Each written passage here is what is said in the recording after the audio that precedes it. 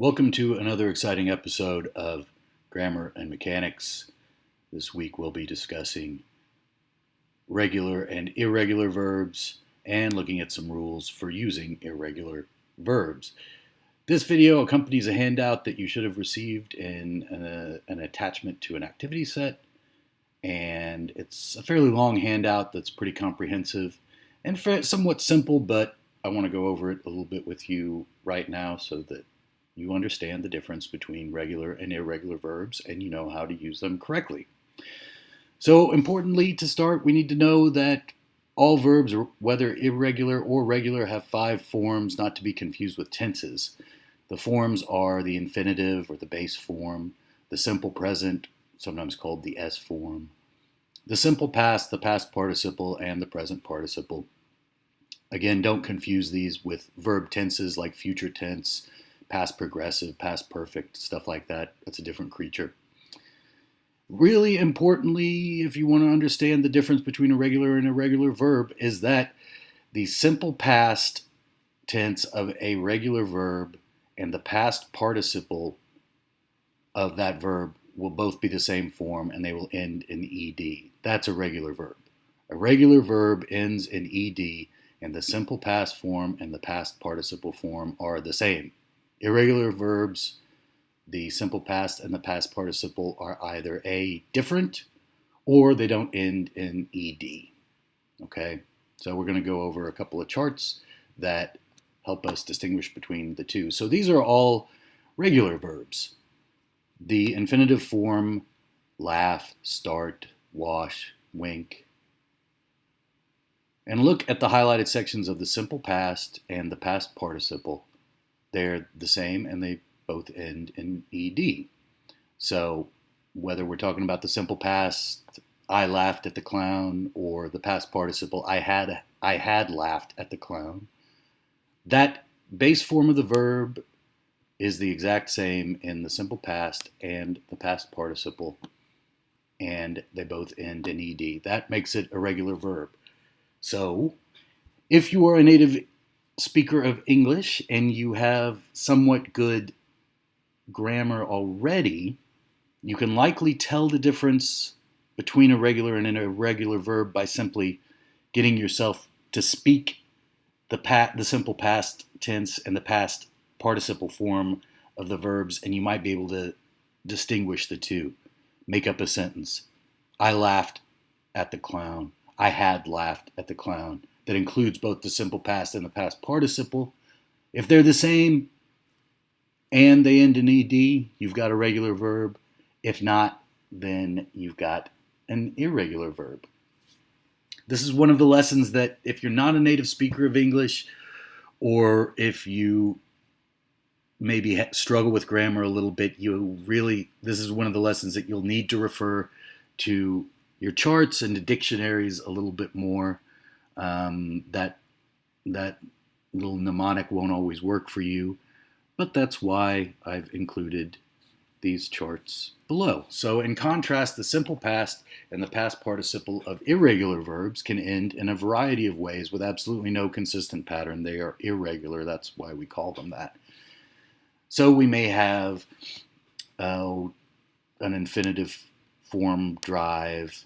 Its simple past is not drived. It doesn't end in ed. The past tense of drive is drove. He drove, she drove, they drove. And the past participle is different from that anyway. They had driven to the store. She had driven to the store. No ed. The simple past and the past participle are different from each other. That makes it an irregular verb. So again, you can make up a little sentence in your head to perhaps help you remember. If you take the infinitive form of any verb, conjugate it into the simple past, and conjugate it into the past participle, if they don't end in ed, or if they are different, if either of those rules apply, they are irregular verbs.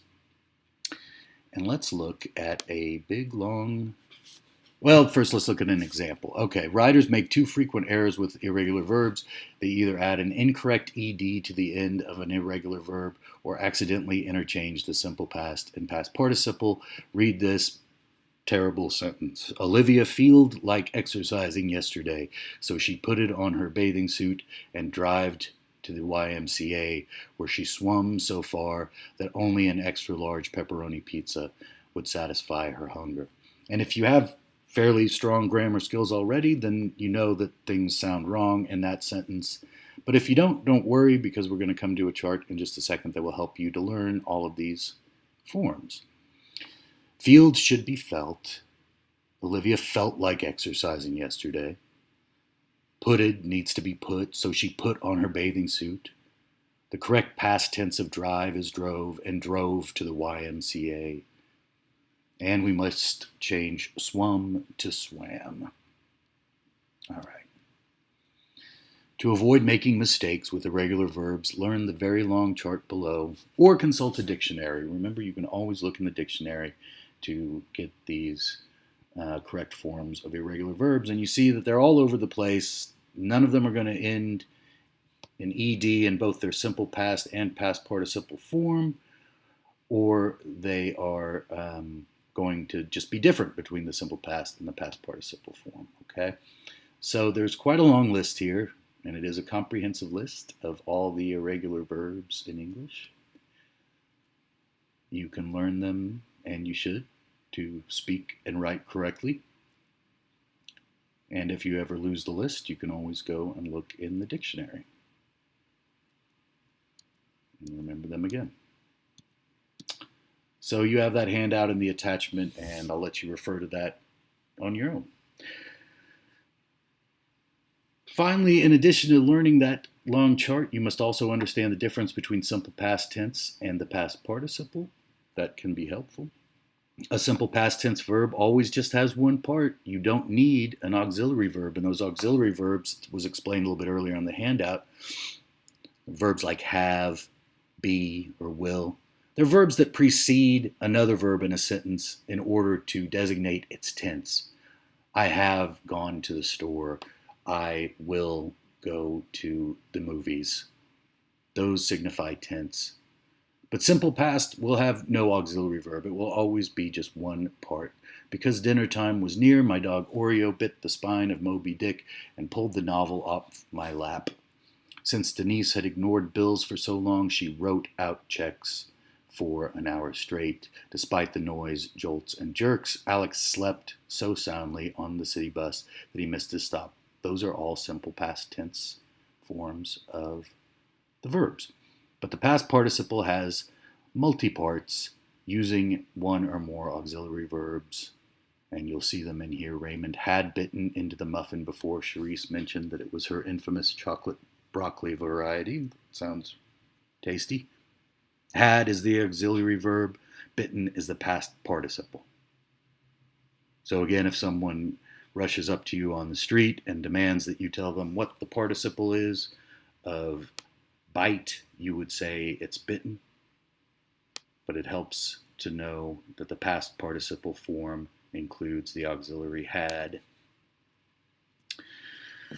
Once Woody has written his essay for Mr. Stover, he plans to reward himself with a packet of Twinkies, has being the auxiliary verb and written being the past participle, and on and on. You can refer to those examples on your own. The last part we'll mention just briefly here, and we'll talk about it more down the line this semester.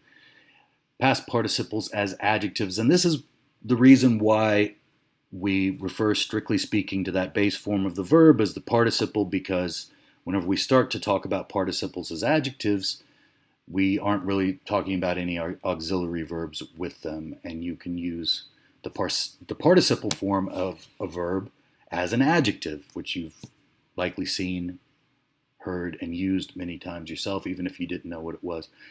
The calculus exams given by Dr. Ribley are so difficult that his students believe their brains will burst. Given is a participle form of a verb that acts as an adjective modifying exams. Okay. Dolores discovered the stolen bologna under the sofa, guarded fiercely by Max, her chihuahua. Stolen is the participle form of the verb, acting like an adjective modifying the noun baloney. What type of baloney was it? It was the stolen baloney under the sofa, guarded fiercely by Max her Chihuahua. You'll learn lots more about participles as adjectives down the line, but for now you should know the difference between regular and irregular verbs and how to use them correctly. And again, go back and refer to this handout if you get stuck.